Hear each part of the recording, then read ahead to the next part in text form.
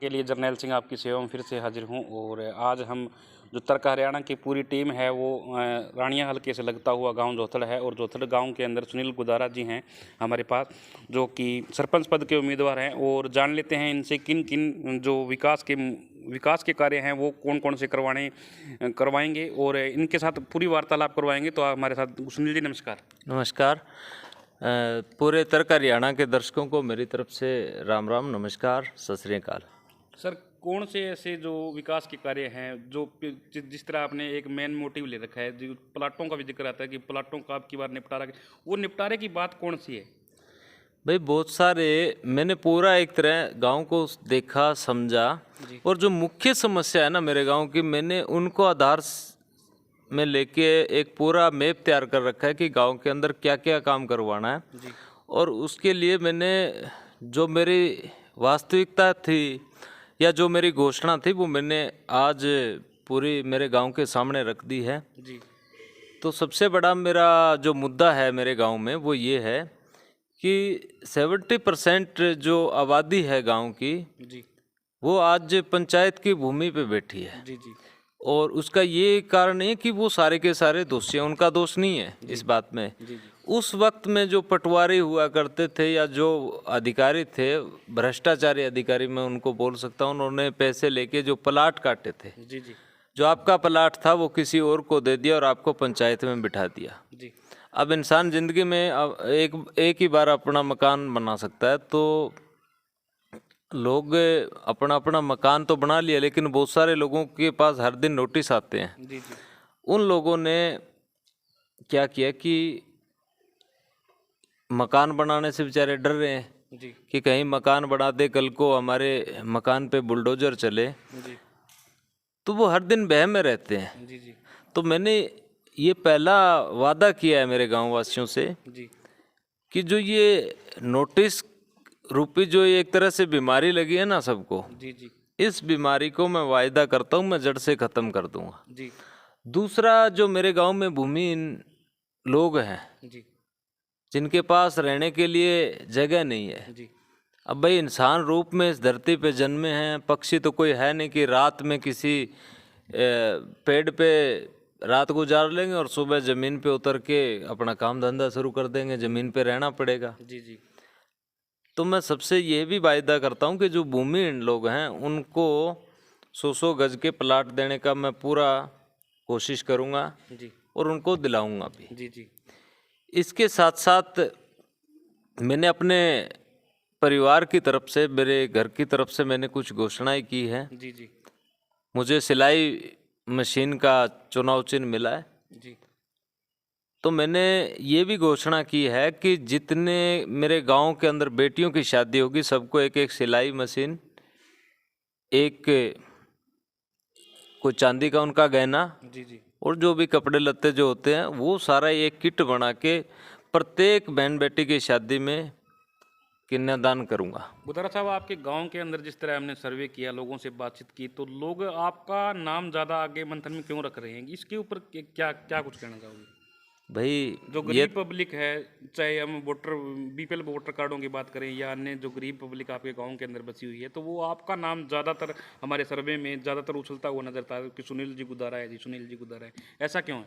ये तो उनका बड़प्पन है जी। और उनका प्यार है। जी। जी। क्योंकि देखिए, मेरे बात यही समझ में आई है कि जो समाज के लिए निस्वार्थ भाव से काम करेगा, समाज उसके साथ चलेगा। जी।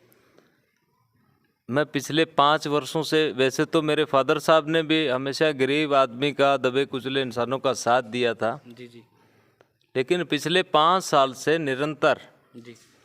हर साल जो मुझे भगवान ने दिया है उसका एक हिस्सा उनके नाम पे अपने समाज के साथ हम मिल बांट के खा लेते हैं। जो बच्चे हैं उनके लिए भी हम गर्म स्वेटर वगैरह, जो जितनी प्रभु की इच्छा हो, उसके साथ साथ जब भी किसी गांव में बिटिया की शादी होती है तो जितना मुझे भगवान देता है तो उसका सारा उनके साथ कन्यादान देने के लिए उनके बीच में पहुंच जाता हूं, सुख दुख में उनके जाता हूं। तो ये चीज़ तो सारे सोचते हैं कि कौन हमारे बीच में अब आया है और कौन मौके पे आया है। जी। जी।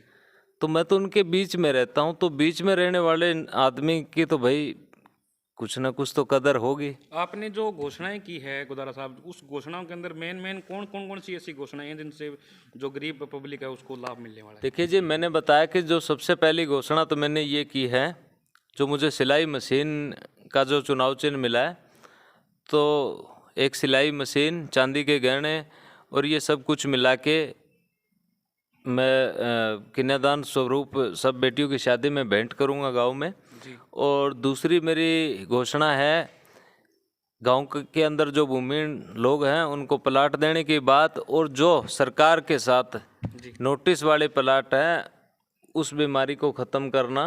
जी तीसरी मेरी घोषणा है, गांव के अंदर जो गरीब लोग हैं या ज़रूरतमंद लोग हैं वो किसी कारण से आंखों का ऑपरेशन नहीं करवा पाते, जी तो उनसे भी मैं ये वायदा करता हूँ कि मेरे गांव में अगर कोई भी भाई आके मुझे ये कहे कि भाई आंखों का ऑपरेशन करवाना, तो उनके लिए भी अमर ज्योति निःशुल्क ऑपरेशन योजना के तहत, क्योंकि मेरे फादर साहब के नाम पे मैंने 3-4 योजनाएं ऑलरेडी गांव में चला रखी है। जी जी तो ये सारी योजनाएं जो हैं,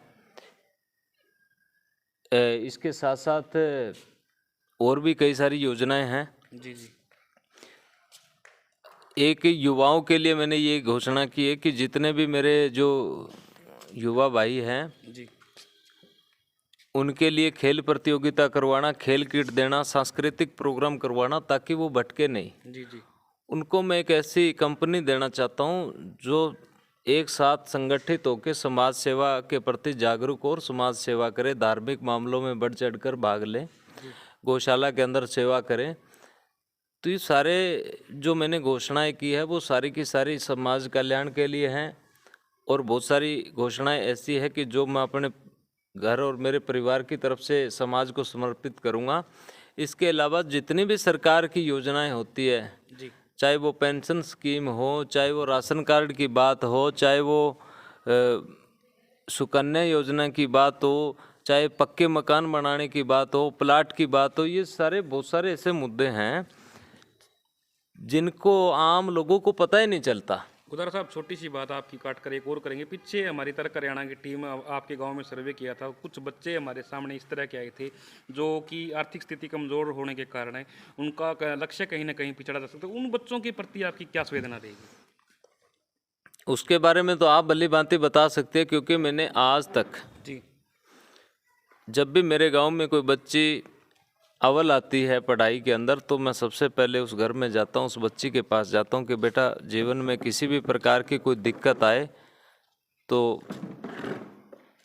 मैं आपकी जो भी सहायता कर सकता हूँ वो करने के लिए तैयार हूँ। जी जी तो इन कामों में तो मैंने कभी भी पीछे नहीं रहा हूँ। जी जी और अब जो मुझे दिक्कत महसूस हो रही है बच्चियों के लिए, जो चिंता का विषय है मेरे गांव में, जो मेरे गांव की बच्चियां बाहर पढ़ने के लिए जाती है, रानिया में पढ़ने के लिए जाती है, तो बस का कोई साधन नहीं है, एक ही बस चलती है, आपको भी पता है। जी जी तो वो बच्चियां सुबह घर से 7 बजे निकलती है और शाम को 5 बजे घर पहुंचती है। जी जी सारा दिन बेचारे 4-4 घंटे तक अड्डे पे बैठे रहती हैं। जी तो मैं उनके लिए ये चाहता हूँ कि कोई एक ऐसा प्रबंध किया जाए पंचायत की तरफ से, ग्राम पंचायत की तरफ से, ताकि उन बच्चियों को सेफली हम उनके कॉलेज से गांव में वापस लेकर आएं और उनको कॉलेज छोड़ के आ सकें। गुदारा साहब, फाइट मानते हो या मुकाबला एक तरफा कहा जा सकता है?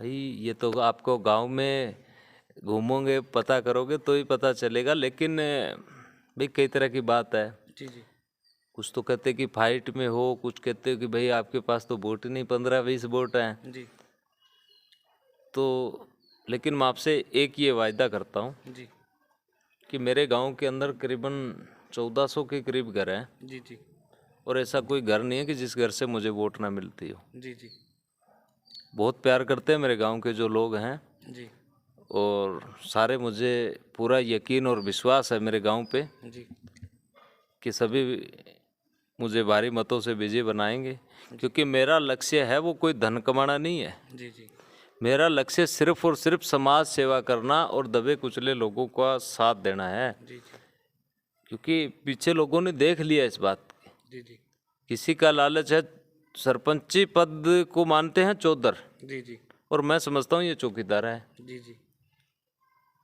तो मेरा जो मुख्य लक्ष्य है, सरपंच बन के मैं समाज की सेवा करना चाहता हूँ, गांव को साफ सुथरा और सुंदर बनाना चाहता हूँ। जी एक मैं आपके माध्यम से मेरे गाँव वासियों को एक और बात बोलना चाहूँगा। जी जो मेरे गांव के अंदर जो गरीब लोग हैं, छोटे छोटे बच्चों को अपने साथ लेके घर में बूढ़े माँ बाप को छोड़ के मनरेगा का काम करते हैं। जी जी सारा सारा दिन मिट्टी उठाते हैं, खोदते हैं, पैसा नहीं आता, आप पूछ लेना मेरे गांव के अंदर। जी जी और ऐसे लोगों का पैसा आता है जो कभी घर से बाहर नहीं निकलते। जी ज़रूरतमंद लोगों के तो ये जॉब कार्ड नहीं बने हुए हैं, जी और जो जमीन जगह पे है ना मेरे जैसे, जी। उनके जॉब कार्ड बने हुए हैं। जी जी और मजे की बात है, उनके खाते में पैसे आते हैं। जो कभी अगर आप सर्वे करके देखो तो मेरे गांव के अंदर आपको जाट जमींदारों के जॉब कार्ड मिलेंगे। जी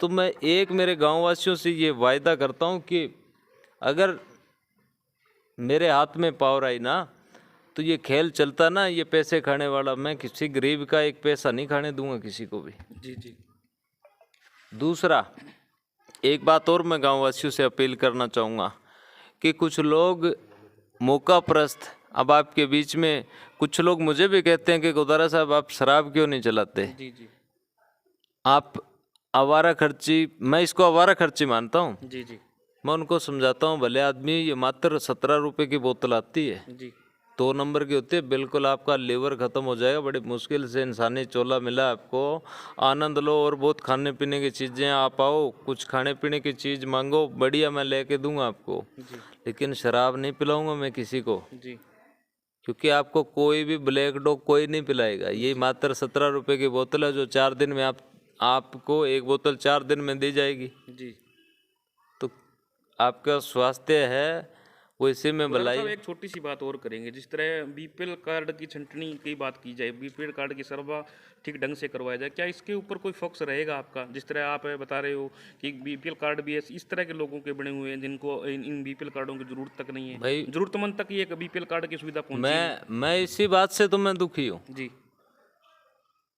मैं आपसे बिल्कुल, मैं कभी कभी भी किसी से झूठी बात नहीं करता। जी अब आपने ये सवाल पूछा तो मैं आपके सामने प्रत्यक्ष बैठा हूँ, मेरा बीपीएल कार्ड बना है, बताइए जी जी ये कितनी बड़ी बात है। और मेरे गांव में एक ऐसा घर है, ऐसा परिवार है कि जिसके अंदर छोटे छोटे बच्चे हैं, बूढ़ी दादी, और घर में कोई कमाने वाला नहीं है, उस घर का बीपीएल कार्ड नहीं है। जी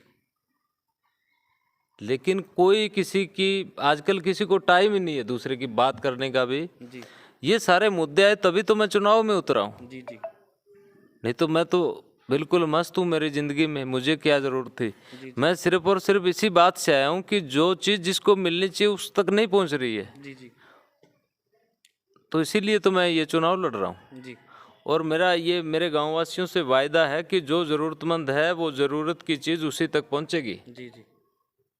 नशे के प्रति गुदारा साहब क्या कुछ रहेगा, नशा बंद करवाने के प्रति? जिस तरह अन्य गांवों के अंदर हमने सर्वे किया, कई गांवों के अंदर चिट्टे का बहुत बोलबाला है, तो किस तरह का फोकस रहेगा इस नशे को बंद करने के लिए, नकेल कसने के लिए क्या कुछ किया जाएगा अगर लोग आप पर विश्वास जताते हैं तो?